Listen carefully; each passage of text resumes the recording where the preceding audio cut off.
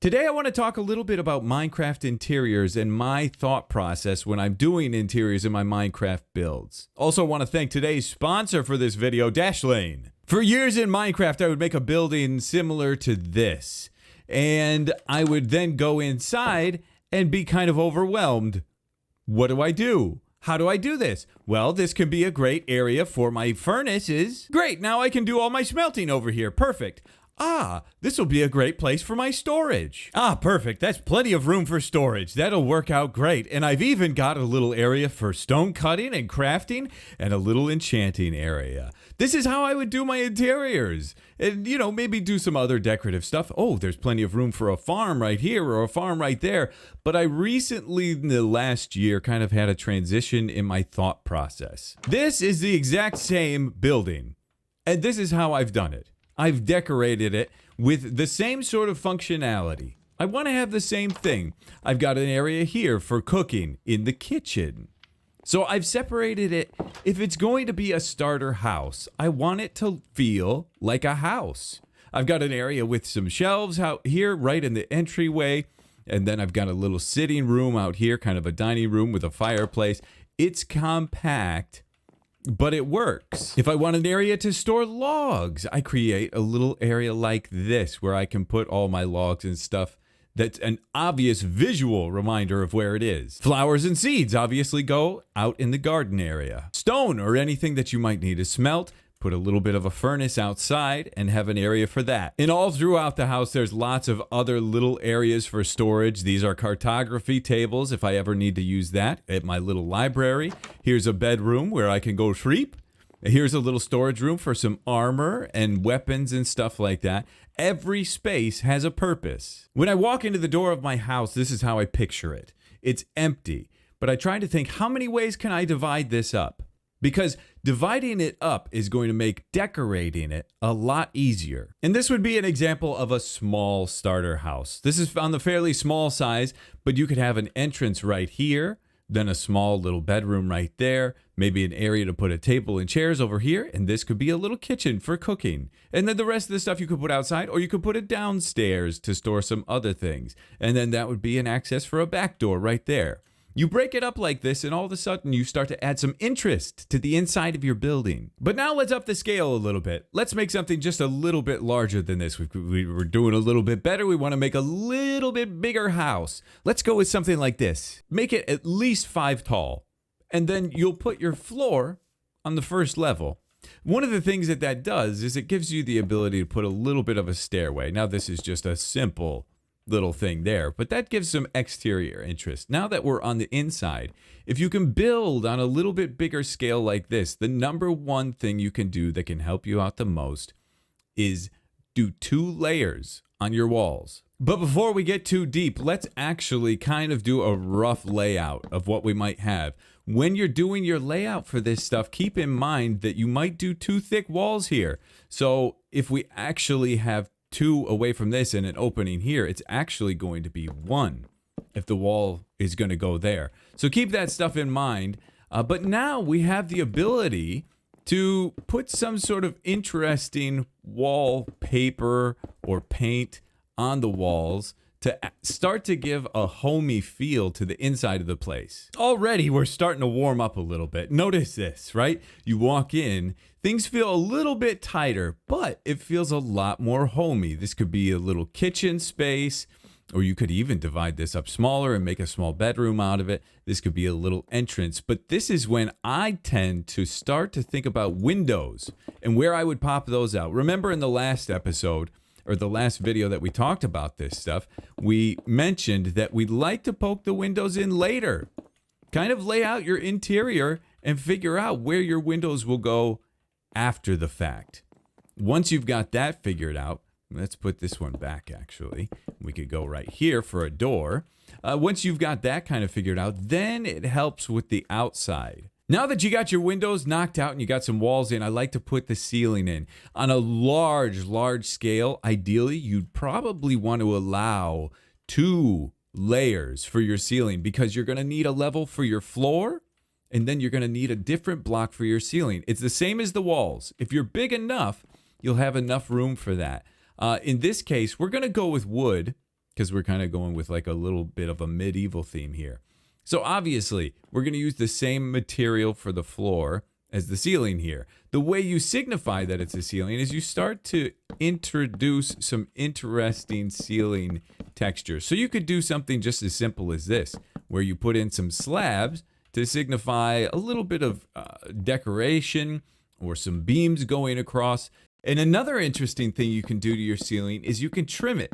You can trim the edge out just like that and give kind of a tray ceiling feeling. But this is something that's awfully important. You want to add some interest in your ceiling because it starts to add some more depth and make things feel kind of nice and cozy. Another great thing about double layered walls is the fact that you can kind of double up on your windows. You can use several different things. You could use trap doors and glass, or you could use trap doors and fences, or whatever. You get 2 layers to add some interest. From the outside, it actually starts to look pretty interesting. It kind of fogs up that view to the inside. So you got your walls figured out, you got your windows knocked out, you got your ceiling, and now you want to start decorating a little bit. Decorating is one of those things that there are so many tutorials out there of different ways to decorate, different little tricks and hacks that you can use to make interesting furniture and designs and stuff. It's worth researching that stuff. There's so many. There's thousands and thousands of block combinations and things that you can do to kind of add some interest. But the one thing that I try to keep in mind is I want to put barrels and chests anywhere I can, because it's one of those things that you don't want to have an area that has a bunch of chests. That with just like we showed earlier, with like 20 chests stacked on top of each other. Especially like the kitchen is a great place to kind of get some chests in there, or some storage worked out. That's something that you can find stuff all throughout your house. It's a great feeling. It's a nice little thing to have in place. So I try to have barrels and chests and storage anywhere I can. But I'd say when it comes to picking out little pieces to put and where to put them, one of the biggest things I do is I go into this decorations menu, and I'll just scroll and just think. And not fast. If you're just scrolling fast and you think, oh, I know where everything is, you don't. You really don't. If you scroll slowly and think, okay, how could I use that? What's a way that I could use this specific block? So maybe I want to get a little red mushroom. Obviously, then we'd need some pots for that, right? So boom. But you try to think, how can I implement some of these decorative blocks into the game? Banners, here's a little trick. And like I said, this isn't all about tricks, but in a kitchen, you put a banner like that and it looks like a towel hanging up. It's a nice little effect. But this is where I spend the majority of my time when decorating, is just looking through this and thinking, what other uses could I come up with for these blocks? An actual great example of this is something that somebody showed me a little while ago with the smithing table. The underside of it makes for a really cool decorative looking ceiling. I think that looks awesome. But not restricting yourself to just the decorative menu. There's other things in other menus. This is under the transportation. You get the rails, and you can kind of create some decoration with that. Or in the brewing, you get a cauldron in there. There's other areas where you can kind of use some other blocks for decoration. I usually use a lever to kind of signify maybe a cleaver or something that you would use in a kitchen. But yeah, the other tabs have some valuable items in them as well. So we're really starting to get there on this house. We're really starting to get a cool, warm, decorative feeling. Then you end up with some areas from time to time that feel like they're a little bit empty. What could I put here? In a space like this, I would probably create a stairway. And of course, you guys know you can use just some trapdoors like that. Or you can actually make a wall out of trapdoors. That's one of the most useful things when you're kind of cramped for space and need a wall. Just some trapdoors. All of a sudden now you have a great entrance into a basement. Just in this 3 wide space right here.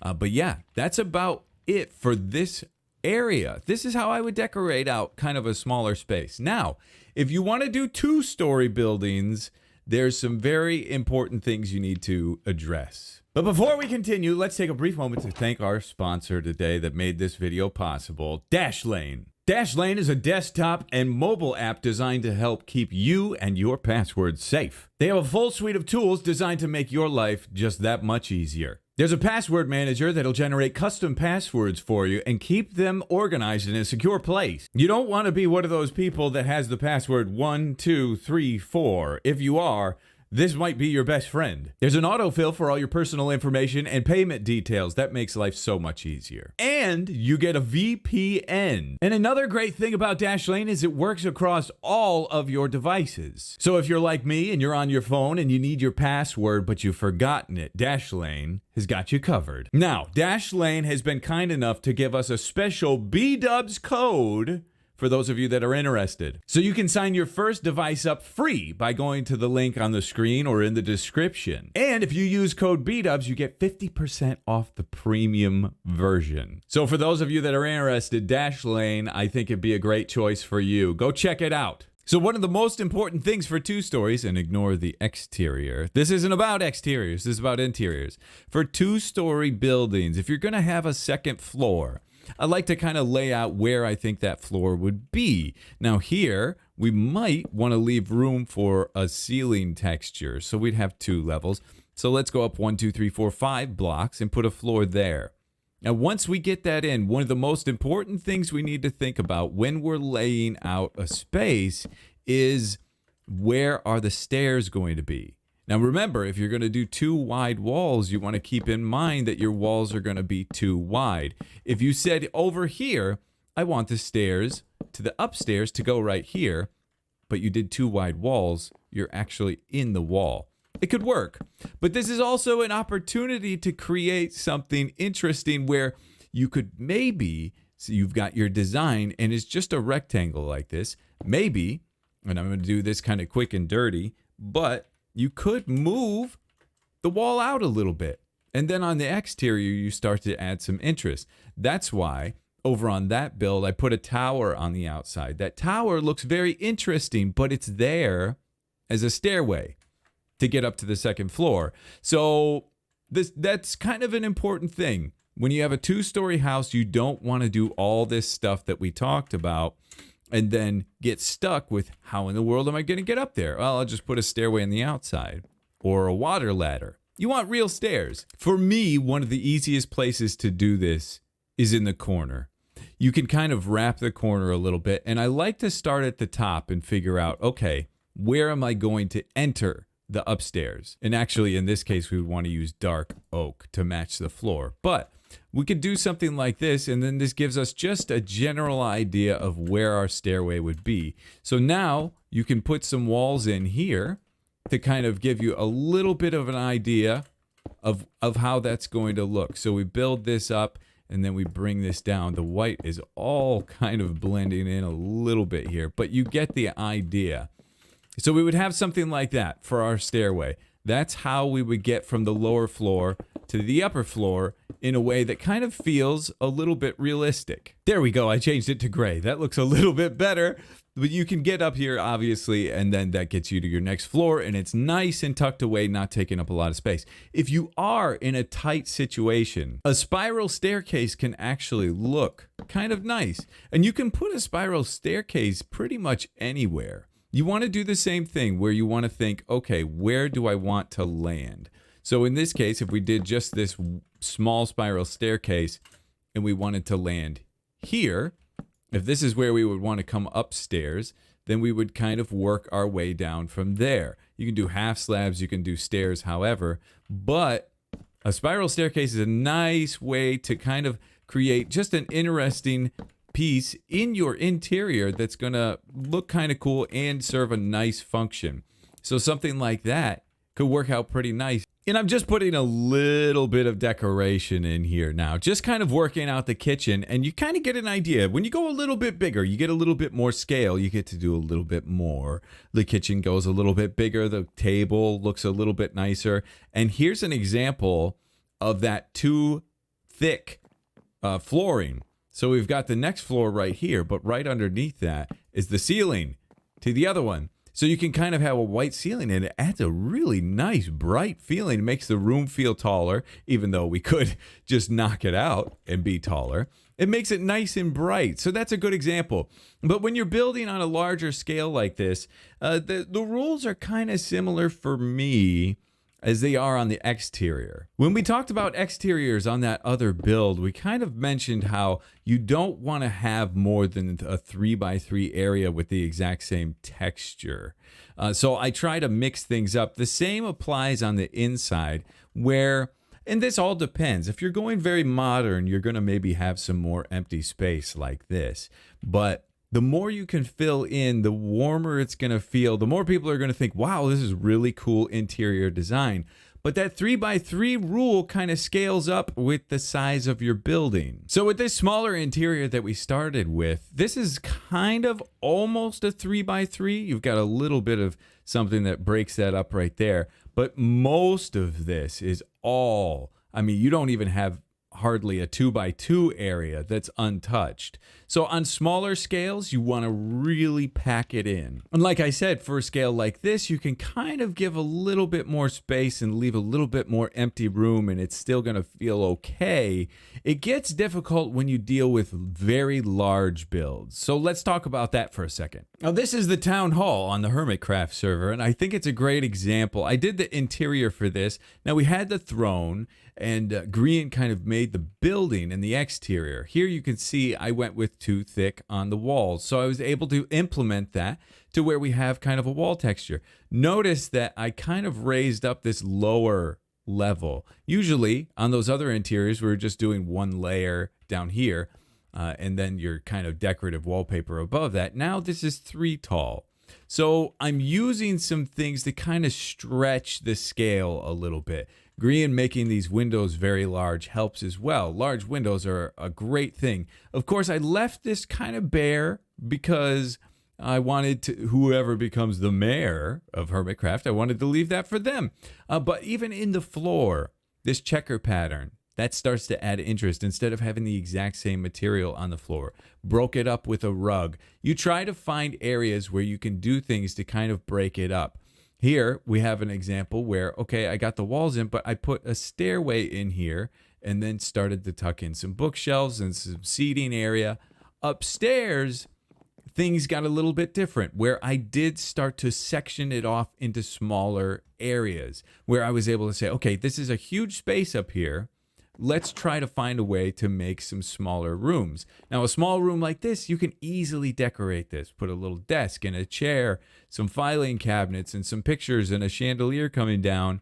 And it's very, very easy to decorate these smaller sections. So a large area, and this isn't a mega build necessarily, but this is a big area. On a big area like this, find places where you can cut it in half or cut it into quarters or cut sections out of it. If you need a big hall, a big grand area, then this is great. But like I said, the scale, stretch everything out as much as you can. Let's actually use this office as an example of that. So kind of decorate it out. Let's take a small space like this. You could easily put a little bit of a 1x2 painting right there. And then here, maybe you would put a 1x painting and another 1x painting here. And that fills this space, right? You don't need something super large in this area. But down here in this big space, you have really large walls. These walls are 11 tall, just to that divider right there. And then it's probably another 7 to 8 blocks above that. So we have 11 blocks instead of like the 4 to 5 that we were working with. So a painting like that right there actually works really well. You try to put that in that smaller house that we were working on, not so good. Here, these big paintings actually fit pretty nicely.